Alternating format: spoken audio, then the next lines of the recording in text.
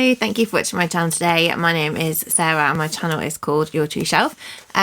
Today's video is inspired by Jen Campbell. She recently did a video, which I'll link down below, called Reading Books from 6 years ago. And she'd basically gone back through her TBR from, her book haul, from 6 years ago. She'd checked how many of the books she'd read, and then she did a reading vlog trying to read the books that she hadn't yet read. And I thought this would be really interesting to see what my stats were. So of course I decided to go and do the same thing, and I made a big list of all of the books, because 2018 it was when I started Booktube, so May 2018, which means I'm coming up for my 5-year birthday on Booktube. And I thought that I would have a look how many books I bought, because my book buying would have totally shot up in that year. So in the year of May 2018 to April 2019, I bought 83 books. I've read 27 of them. I unhauled 29 of them. Although I think when I went to find the books, I think I actually unhauled 30, which means that I have 26 left to read. So I didn't think that was too bad, like the unhauling thing. So obviously I think I just went a bit mad on people recommending books and going out and buying loads of books that weren't necessarily my taste. And I feel like over time my book buying's gone down because my taste is refined. So these are the ones that I've got left. I thought I'm going to very quickly run through them all, obviously not doing like a full exploration because that would mean this video was, ridiculously long. I'm going to go through these books and then I'm going to leave them on one of my bookshelves all together so that I can use them as the basis of my May TBR, because I know there will be there's things that are going to come in from the library and things like that in May. There's obviously carrying on with the Women's Prize list, but I'd like to have, these books have been here a long time, and it might be that I don't get on with them anymore and that I unhaul some of them, or it would just be nice for my TBR to go down, and to go down from ones that have been there for a long time. So anyway, without me keep going on, let's just start looking at the books. So the first one is Sing Unburied Sing by Jesmyn Ward. I remember that some of these books I'm about to say were listed for the Women's Prize this year in 2018, and that's why I got them. This is a beautiful book. I need to take the sticker off the front cover. All I know about this book is that it's a road trip, and it just says that it's a portrait of family and an epic tale of hope and struggle with the limitation of family bonds during a road trip in 21st century America. So that's the first one. The next one was also on the Women's Prize list that year, and this is When I Hit You by Mina Kandasamy. And obviously I got these both in the buy one get one half price at Waterstones at the time. So I know this is a novel about domestic violence, and I think that it will be a hard read but an interesting read to see what the experience was from this book. I've never read this author, but I would really like to. This is Little Fires Everywhere by Celeste Ng, and obviously this has been made into a TV series since I bought this book. I heard Celeste Ng interviewed about her latest book recently, and I thought it sounded brilliant, and so I really must read her work because I haven't read anything by her. And I know this is about a mother and daughter who move into a neighbourhood in America, and they adopt a Chinese American baby, and it causes like big stirs in the neighbourhood. The next book I bought in hardback, and I still haven't read it, which is really bad, isn't it? And this is Misogynation by Laura Bates. So this is a non-fiction book about the sexism that women endure on a regular basis, sort of analysis on current events and misogyny basically. And I don't know if it will have aged at all in the last 5 years. I'm sure a lot of it will still be relevant. Hopefully it might be a little bit better now, but we'll see. So that is that one.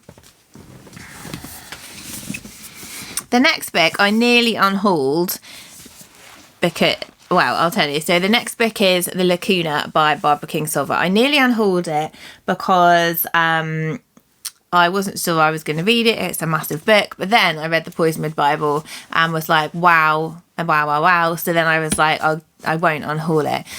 This was when the Women's Prize was called the Orange Prize. Orange doesn't even exist anymore. But yeah, so this won the Women's Prize for Fiction in 2010. This is set in 1935, in Mexico, and is about a man who's working in the household of Diego Rivera and Frida Kahlo, and recording his experiences as an observer in diaries and notebooks. And then, some sort of revolution happens. So I'm sure it'll be good because it's Barbara Kingsolver. I just have to have the like get up and go to read a massive book. Next is a book by Maggie O'Farrell, which is The Vanishing Act of Esme Lennox. And this is, I've read quite a few Maggie O'Farrell books now. This is a book about a woman in the 1930s who was sort of unconventional and didn't adhere to standards of society. And I believe she was therefore deemed to be mad and locked up. And about a relative who hears about her several years later in modern times and is trying to find out a bit more about who she was. And this has got a really annoying sticker on the front that's not going to peel off easily. So yes, that's that one.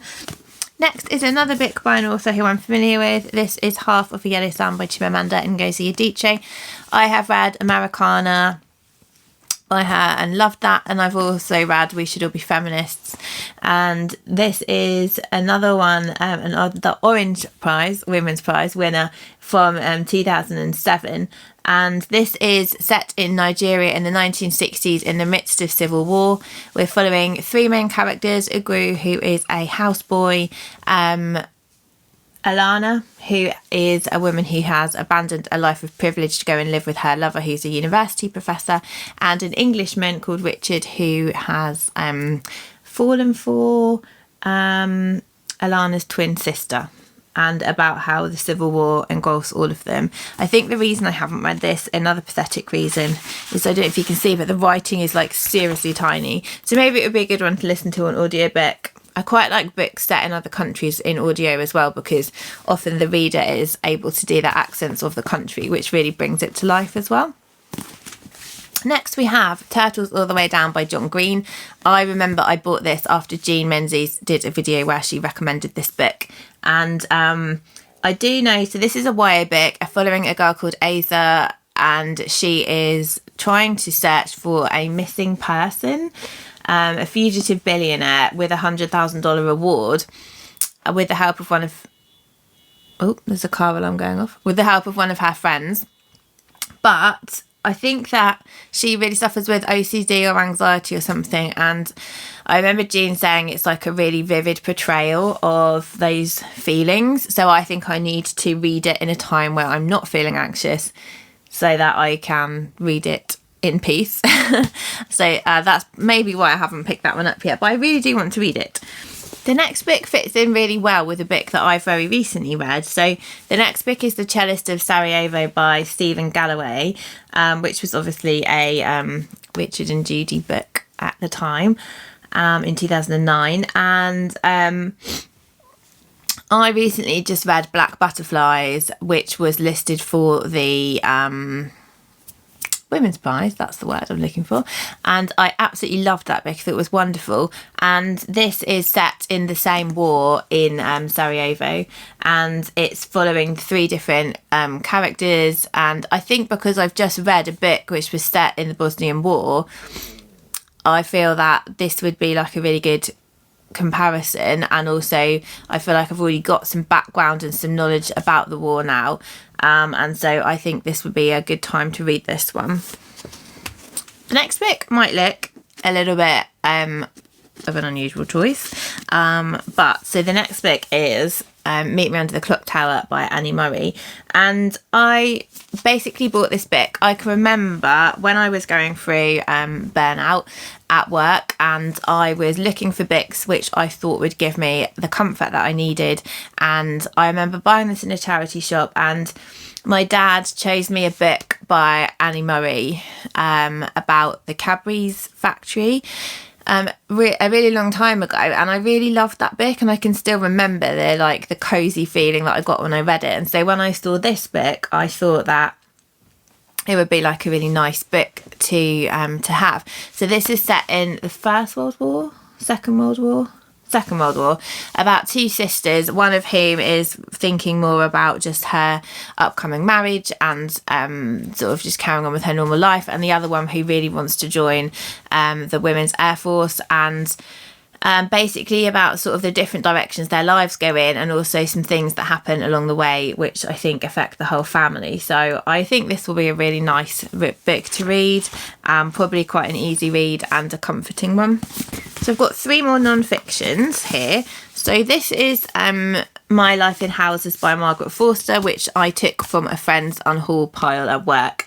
And this is basically Margaret Forster was born in 1938 in the front bedroom of a house on Orton Road on the edge of a council estate, and she talks us through all the houses that she's lived in throughout her life and uses that as sort of a basis for memoir. And it's got some really sweet little pictures in as well, and I really like hearing about houses, and I like memoir as well, so I think that this one will be a really lovely read. This book may look familiar to you because I've got it on my TBR for this month. I haven't read it as yet, but this is Names for the Sea by Sarah Moss, and it's about Sarah, who is obviously a famous author, and her children and her husband moving to Iceland for, I think, a year, and their experiences of doing so. And then we have Lost Connections by Johann Hari, which I bought because I saw Johann Hari speak at a literary event, and this book is about depression and how to find your way through depression in other ways apart from just medication. And I remember being absolutely amazed by his talk. I thought it was absolutely brilliant, and I bought the book straight away. For some reason I haven't read it yet. I think again it's just because, look, tiny writing. But he was very engaging as a speaker, and I'm sure that his writing would be equally as engaging. The next book is Oggy and Me by R.J. Palazzo. My mum got me this because I really loved Wonder, which is the first book in this sort of duology, I guess. And this is about Oggy's friends, so Julian, Christopher and Charlotte, and it's written from their perspective. Mum, I'm really sorry I haven't read it yet. I don't know why. I will get onto it, I promise, because I do really want to read it. I then have The Book of Dust by Philip Pullman, which is the so obviously there's the his Dark Materials trilogy, and then this is like the prequel trilogy. This is the first book. Heather and I are gonna read this as a buddy read because we read the whole of his Dark Materials together as a buddy read, and we said we were going to do it really soon, months ago, and then I know we've just both been really busy, so yeah, we're gonna plan and do this one. And then the next massive hardback is The Land of Painted Caves by Jean M. Al. So this is the last book in the Earth's Children series, which I started reading for the first time when I was still at junior school, and I don't know if I ever read the last one. I've got a feeling that I haven't, but I don't want to read the synopsis because obviously spoilers. I'm rereading the whole series. I've read the first one again, but I need to reread the rest of the series because I loved it so much when I was younger. This one, obviously, I'm not going to read this month because I haven't caught up with the rest of the series, but this is kind of a reminder to me that I need to carry on with that series. So I won this book. I won a set of Costa nominated books for, I think it was First Novel Award, and I won a set and I haven't read some of them, so there's another one in here from the same set. So this is The Seven Deaths of Evelyn Hardcastle by Stuart Turton. I believe that there is some sort of party. Evelyn Hardcastle is murdered every day, and Aidan Bishop the day keeps repeating. He's too late to save her every time, but he wakes up each day in the body of a different guest at the party. So I don't know if it's going to be really confusing. I think that's what sort of put me off it a little bit, but I think it's supposed to be a good book. This one I've picked this up so many times and haven't read it yet. This is Washington Black by Essie Adugian. I really liked Half-Blood Blues by Essie Adugian, and why haven't I read this yet? I don't know. Everyone says the book is so good, and I just don't know why I haven't read it yet. This is Almost Love by Louise O'Neill, again in hardback. I remember Lauren from Lauren and the Books really enjoying this and buying it on her recommendation and still not reading it. So this is about a woman who falls in love with a man who's 20 years older than her, treats her really badly, everyone's really worried about her, and she's kind of obsessed with this man and lets him get away with treating her really badly. That's all I know about that one. The next one is also a Costa nominated book, which I won in the same set.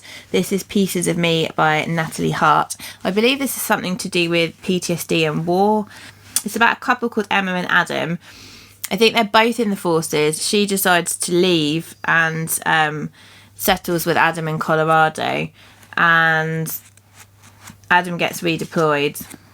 She sort of misses being in the forces, and I think she takes in a refugee family, and then he comes back, and it's all quite horrific, I think, when he comes back. I think he has PTSD. Yeah, so I've never read anything like that before.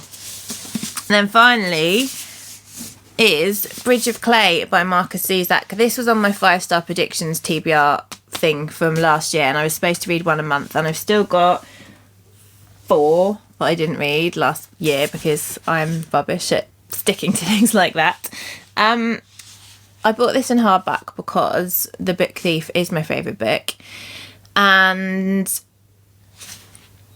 I haven't read it yet, and I really have no idea why, because surely this is going to be amazing because I love The Book Thief so much, but I haven't read it yet. So anyway, that's that one.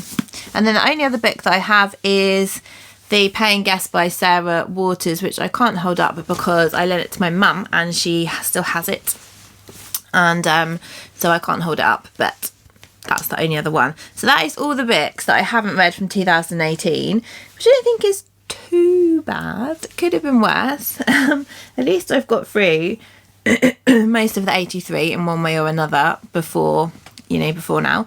So yes, as I said, I'm going to use that as the basis of my TBR. It'll be interesting to see how many of those I can read in May, alongside my sort of book club choice, my buddy read and everything like that, and the women's prize. But anyway, if you've read any of those books and you feel like I should prioritise them over the others, then that would be really interesting to know. And yeah, it would just be interesting to know if you guys have books from quite a long time ago that you still haven't read. It would be interesting to do this with future years as well. So in my bullet journal for last year, the year before and this year, I've written down all my hauls and I've highlighted them as I've read them. So I've got those years, but I haven't got any years in the interim between 2019 and 2021. So it'd be interesting to do this again. But anyhow, I will stop now because this has got quite long. Have a lovely week and I'll speak to you all soon. Bye.